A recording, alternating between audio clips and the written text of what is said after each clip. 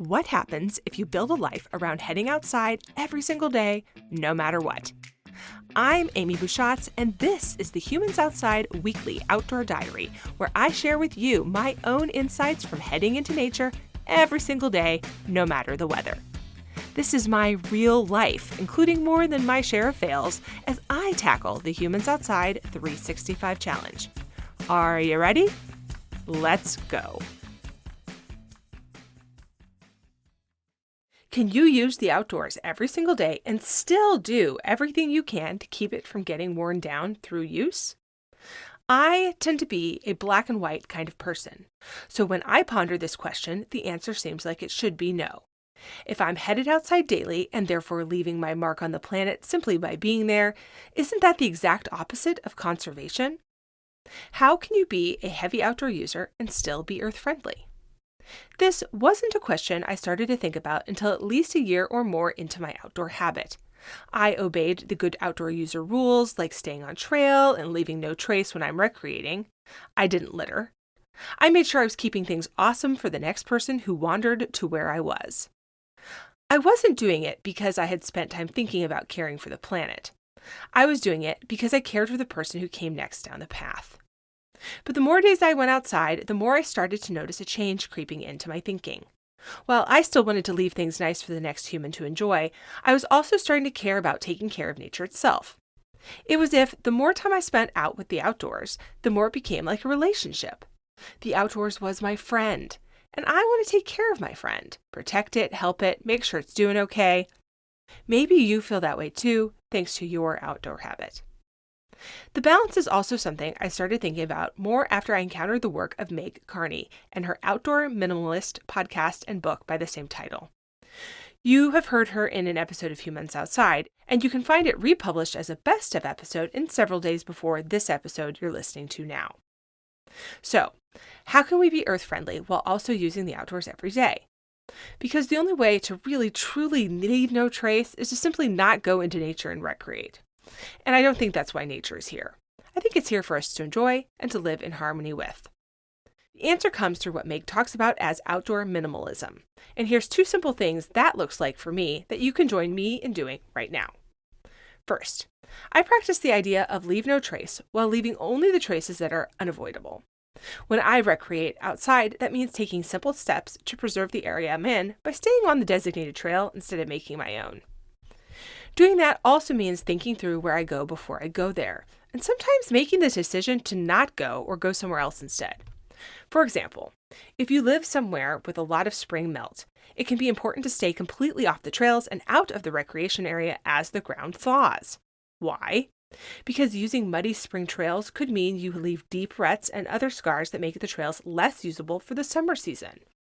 Is there another place you can go that doesn't have that problem right now? A different adventure? Leave no trace also means thinking through the trace your pet leaves. Are you cleaning up after your dog? And what about you? Everybody poops, but not everyone does so in nature responsibly. The next step takes more work than leave no trace. I don't know if this was a regional thing because I'm from a pretty green-leaning part of California, but I grew up hearing reduce, reuse, recycle. And yet it wasn't until the last few years that I understood that doing so wasn't really about taking my cardboard to the recycling center instead of to the landfill. When it comes to being a responsible and earth-friendly outdoor lover, recycling is about something else. It's a focus on the reuse part of the phrase. Welcome to the outdoor industry, where we love buying the latest and greatest new gear. When we talk about repairing gear, we think about saving our pocketbooks. But what if it's also about being more earth-friendly?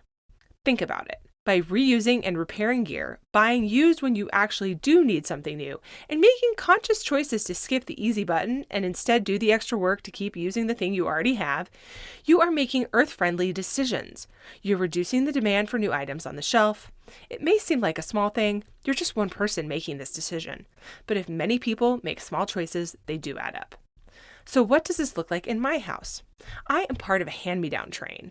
My friend with an older kid gives me her son's clothes, jackets, whatever is serviceable that he hasn't worn out.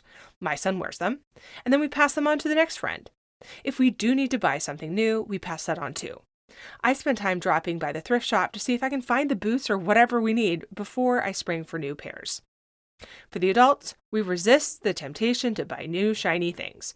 We repair holes in our clothes. We take up manufacturers on their repair guarantees. Did you know many of your favorite outdoor brands have warranties that include repairs? Sending something in to get fixed takes extra work, but it is worth it from both a cash savings and an earth-friendly move perspective. And I am an avid user of ski swaps, Facebook Marketplace, FreeCycle, or any other tools we have to buy used. Again, this is a great cash saving technique, but it also means lowering the demand for new items. Finally, what things do you own that you can swap with reusable instead of one-time use? There are probably plenty of these inside your house, but this is humans outside, so I'm going to talk about my favorite example, the Kula cloth. A reusable pea cloth that you hang dry, rinse out, wash, and use on all of your adventures. It's especially useful for anyone who squats when they pee. Yes, a pea cloth. Backpackers might regularly use a handkerchief for this, but the Kula cloth is designed with a snap enclosure that makes the whole thing as sanitary and as easy to use as possible. I pack one for trail runs and van adventures. Yes, I am suggesting you buy a new product so you can use less products. I know.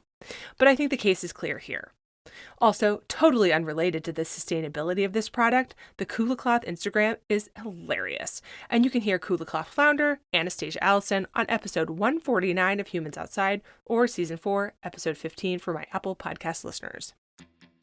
Okay, I have no pictures of the Kula cloth in action because my social media is not that kind of place. But you can see plenty of other pictures of me outside from my daily habit trying to live that sustainable outdoor life on Humans Outside on Facebook and Instagram. And I want to see your photos too, but please not of the Kula cloth. Tag them with hashtag HumansOutside365. Until next time, we'll see you out there.